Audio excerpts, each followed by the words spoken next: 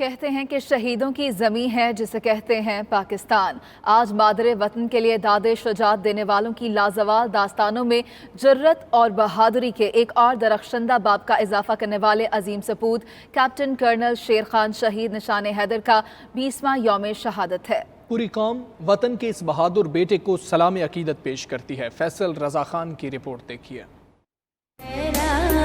حق کے شہیدوں وفا کی تصویروں تمہیں وطن کی ہوائیں سلام کہتی ہیں۔ ثوابی خیبر پختونخوا کے جری سپوت کرنل شیر خان 1 جنوری 1970 کو پیدا ہوئے۔ کیپٹن کرنل شیر خان نے اکتوبر 1994 کو بری فوج کی سندھ ریجمنٹ میں کمیشن حاصل کیا۔ بعد ازاں 12 ناردرن لائٹ انفینٹری میں تعینات ہوئے۔ تمہیں وطن کی ہوائیں سلام کہتی ہیں۔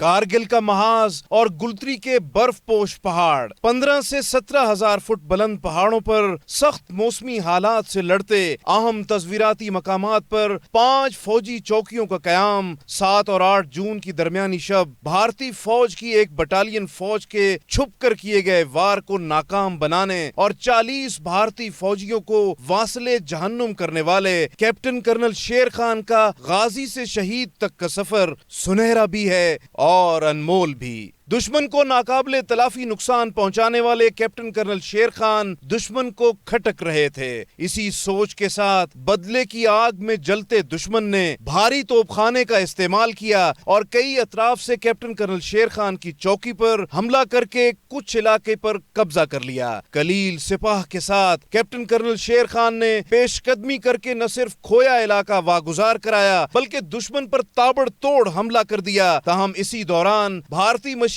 گن کے فائر سے شدید زخمی ہو کر کیپٹن کرنل شیر خان جیتی ہوئی چوکی پر جام شہادت نوش کر گئے۔ تمہیں وطن کی ہوائیں سلام کہتی ہیں۔